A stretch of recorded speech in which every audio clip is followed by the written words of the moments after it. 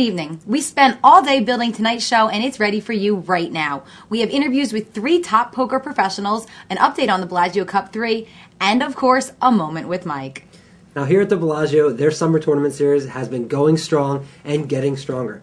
As always, Christy Arnett is down in the Fontana Lounge most of the day, gathering up all the information that you need to keep up to date on the Bellagio Cup 3. We're back for another update of the Bellagio Cup 3 tournament series here in the Fontana Lounge. Now, the event that started yesterday was a $1,500 buy-in, and they're playing their final table right now. Out of the 9, there's only 8 remaining out of the entire 100 entrants that entered the tournament. Now, the entire prize pool is $145,000, so it's going to be an exciting, action-packed table. We'll let you know who wins tomorrow. The event that started today was a $2,500 no-limit hold'em tournament. There were 78 entrants, which generated a prize pool of around $200,000. As of right now, there are only about 6 tables left, but included on those 6 tables are players like Francois Safiedienne, who won a bracelet earlier this year at the WSOP, Ted Lawson, Yuha Helpy, JJ Liu, Renee Angelil, and Josh Aryeh. They'll be battling for a first-place prize of $78,000. Remember to check out cardplayer.com and Cardplayer TV for the rest of your Bellagio Cup 3 updates. For all of your Bellagio Cup 3 updates, make sure to have cardplayer.com as your #1 source. After all, we're here at the Bellagio, and we are on the pulse of the Bellagio Cup 3. We're going to backtrack a minute now and go back to some World Series of Poker coverage. Event number 19 was a $2,500 buy-in no-limit hold'em event. This event was taken down by Francois Safiedienne, and he beat John the Razor fan, denying him his first World Series of Poker bracelet. Our Lizzie Harrison had a chance to track down Francois, bring him to the Card Player Studios, and get out of him what he is doing at this World Series of Poker and what it was like to win a bracelet. Francois, you just had one of the biggest wins in your life. You just won a World Series of Poker bracelet. What was it like to strap that bracelet on your wrist? Oh, it was an amazing feeling. I've been playing poker for about 5 years now, and I won a couple of tournaments in the World Poker Tour, the smaller events, but this just felt different. I mean, yeah. The WSOP, it's unbelievable. I can't describe it because I'm still living in that mirage, I guess. So when you got down to the final table, what was running through your mind? Well, actually, when we went to the final table, I mean, all the way from when there was 40 people left, I didn't have a lot of chips, and I just could not get any cards. Who was the chip leader? It changed all along. I mean, Matissa had a lot of chips, and then there was this other gentleman, I don't know his name, he's the German guy, I don't remember what was his name, but he had a lot of chips, and just kept changing as the levels went up. And you were hanging on. I was hanging on, and my goal was when there was about 40 people left is to my table was really tough. I was unable to do anything because it was Matissa was on the table and a couple other good players. So my goal was to get to 27 people because that's when they change the players. The redraw. Exactly. So what was the turning point for you? The turning point was really I tried to focus on making it deeper, like maybe 6th or 5th before I tried to make a move.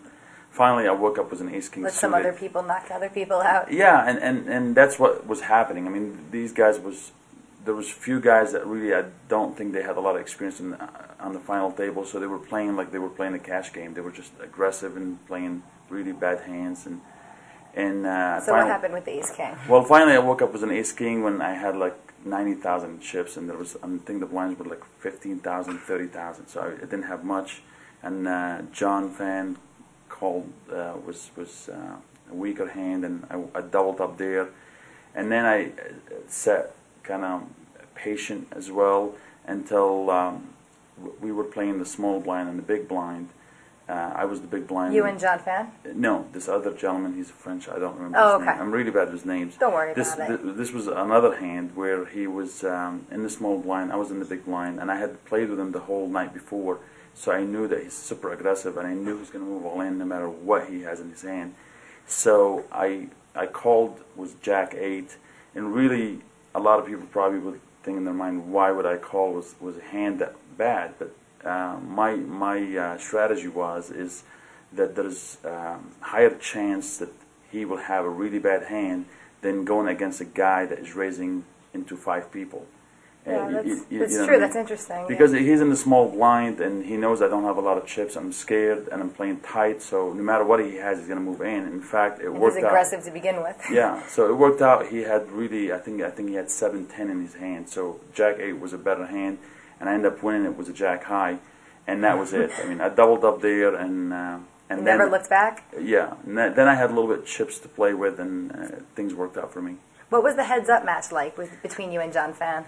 I wasn't concerned because I play a lot of cash games, and that's one thing you learn in cash games, how to play deep stack and keep the pots small until you have bigger hands, and I know when to make moves, and that's exactly what I did with him. In fact, I showed him one of the bluffs was the 3-6 of spade in one of the hands. I bluffed him on the river, picked up a big pot, and because I wanted to get him off his game, and then also I stopped putting him on the clock because it takes a long time. So I tried to do a few things, few tricks other than the cards to get him off his game, and I think it worked. What happened with that hand? My strategy is if either muck or move all in on him because he didn't have a lot of chips. And the blinds were so high at that point. Exactly. So I mucked 3 times, and then when I woke up his 4s, I moved all in on him, and he said, I'm going to call you no matter what. And then he looks down, he's like, I guess I call you because he... And he's got 2 aces? Yes. So I wasn't really, I'm sure the match would have gone longer and maybe could have gone his way, but I was not concerned because at one time in the match, he had about a 2 million, 2.1, and I had about 2.9, and I was able to get him down to 350.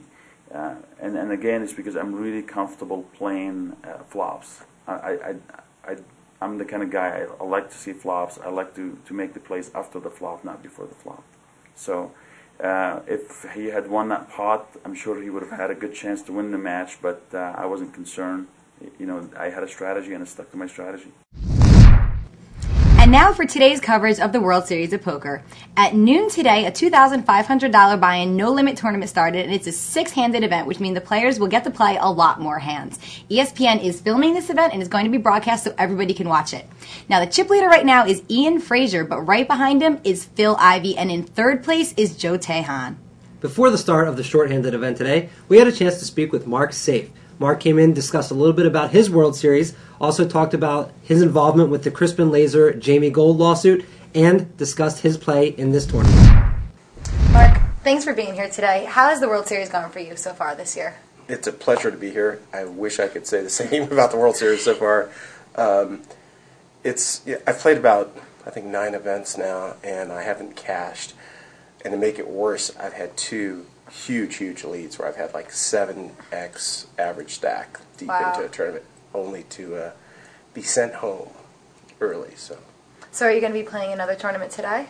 Yeah, I'm playing in just a little while. And which event is that? Today is a $2,500 buy-in, no-limit hold'em, 6-handed event, so that should be a lot of fun. There should be a lot of play involved. Play more hands. Yeah, fits right into my style. So you're here as a poker player, but as a lot of people know, you were previously an attorney. You've done some work as a lawyer recently. Everything finished up just now with Crispin Laser and Jamie Gold. Do you have any comments on that situation? I know you represented Crispin Laser during the fiasco. I think the parties have resolved the matter. I think both parties are happy with the resolution. The matter's over. So there's nothing really. I'm glad it's over. I think the right thing happened and it was settled and it's done. So are you, again, retired from being an attorney, or would you still be taking cases if the right cases come along? I'm definitely retired. You're retired. I was retired for about 5-6 years before that one, and I have no intentions of taking any other cases right now.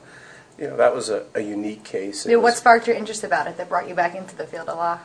Well, Crispin is a friend of mine, and I knew about the arrangement, if you will, from the very beginning, way before it was ever discussed publicly and became an issue, way before Jamie even won. Yeah.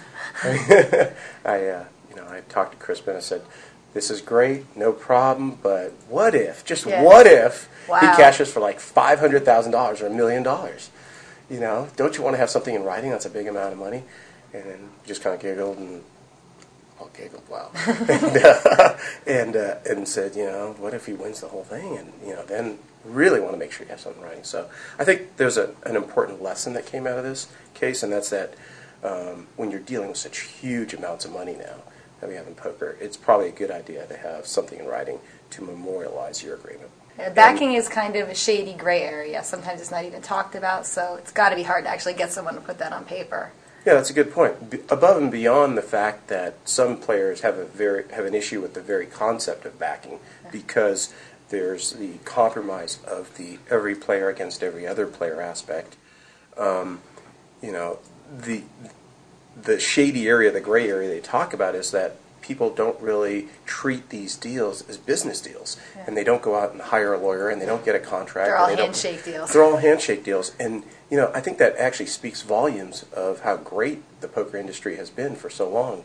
When you think about it, tens of thousands, if not hundreds of thousands of deals have been done over the years, and you pretty much don't hear too many problems. So we're an industry where we exchange a lot of money, on a handshake. Backers are a good thing in the industry if you think about it. It's almost like the stock market. You have people who have skill but no money, and you have people with money but perhaps not that great a poker skill. When they come together, you can get players that wouldn't otherwise be in action, and that leads to bigger fields and more opportunities and good stuff, and really good returns for some backers. I mean, some backers have made millions of dollars. So it's a good thing. We just have to work out the best way to make sure it continues to run smoothly. Mark's a smart guy, and what he said really is true nowadays. I mean, I wonder how long it'll be until a similar situation arises again. Probably not too long. Yeah, with the way poker's going, such big prize pools, and nobody wants to give up the cash. Would you? Probably. I mean, if I made an agreement, yeah, of course I would. Would you? Yes, of course. Today was day 2 of the $3,000 buy-in no-limit hold'em event that began yesterday. It attracted 827 entrants and 81 players remain. The chip leader going in today was Noah Schwartz, but he has now fallen to second in chips. The current chip leader is Ben Feynman. The money bubble popped last night, so all the players that began today were in the money, and Evelyn Ng began today as somewhat of a short stack, but she's been able to build it through the day. Before play began at 3 p.m. today, Evelyn stopped by our studios to talk about the tournament. Evelyn, you're going into day 2 of the $3,000 no-limit event. How are you sitting in chips going into day 2? It was kind of dramatic because I had ace-king pre-flop against ace-8, and an 8 came on the flop. And then 2 clubs came. You were clubs. all in pre-flop? Yeah. Okay. But 2 running clubs came, and I made the king-high flush. Oh, wow. So you doubled up at that point, so you'll be going into today just a little bit below average? Yeah, but I mean, I feel pretty good about it. Because levels are long. Yeah. So what was yesterday like?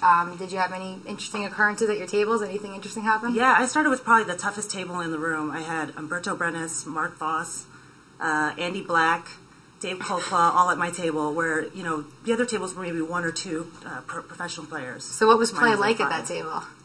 Actually, it was pretty steady. There was not really a lot of wild and crazy moves, just straightforward poker. So have you played other events at this World Series? This is only like my 4th event, because I played the ladies event, and I played 2 other small no-limit tournaments, but I just moved back from LA, so I had to get all my stuff here within like a week. You just recently moved back to Vegas? Yeah. Oh, wow. So you're getting acclimated as the World Series starts. That's got to be a lot on your plate. Yeah, I mean, I feel pretty settled now, so I'm ready to focus on poker. Are you going to be playing a lot more events? Do you know which events you will be playing? I'm going to play probably most of the Hold'em tournaments, not all of them. Hopefully I'll make enough day 2s not to play all of them. What about some of the other games? Do you play like Stud or Omaha, or you're strictly a Hold'em player? I mean, I know how to play all those games, but I don't really enjoy them as much as I like Hold'em. Yeah, and so I'm you might as well play your best game. Yeah. Evelyn, you've been with Bodog for a while now. How do you like representing them? Well, I love Bodog. They're a great company, and they're also Canadian, as am I. So it's nice to, keep it in the family. So do you still get any coaching from Daniel? I know in the past you learned to play poker. You kind of grew up with Daniel. Do you still talk to him about strategy, anything like that? When I talk to Daniel, it's like an intense, 5-minute conversation where we catch up on everything within 5 minutes. So I don't really get to ask him about strategy very often. But he's always been a great mentor to me. How did he help bring you into the game, just for those who don't know your history? Well, when I first started, I was a dealer, and I learned how to play from dealing, but I kind of had limited knowledge about poker. I tried to read a couple books, but, talking to Daniel, he really, opened my eyes to, the attitude of a poker player. And he taught me more life lessons than just poker lessons. Event number 27 is the $1,500 buy-in no-limit hold'em event. Has there been one of these yet? I believe that there has been, Rich. Really? I can't remember. Well, the chip leader of this event is Seif Wanger, but he has to get through Bellagio Cup 3 recent winner Tom Darbelovic, who's going in with a lot of fuel. Also, this event attracted over 2,300 players and built a $3 million plus prize pool.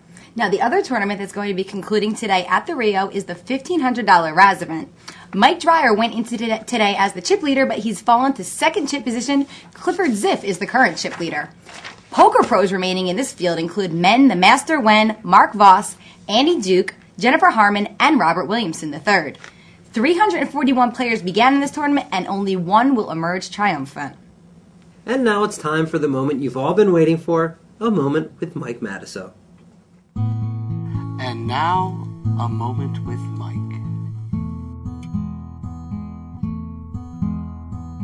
What's with the fucking grapefruit?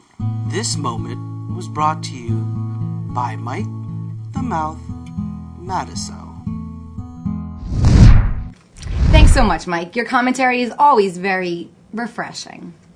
And thank you for watching tonight's episode of Poker Tonight. Don't forget to check back each and every night for this wonderful show. Thank you for watching. Good night, everybody. Good night.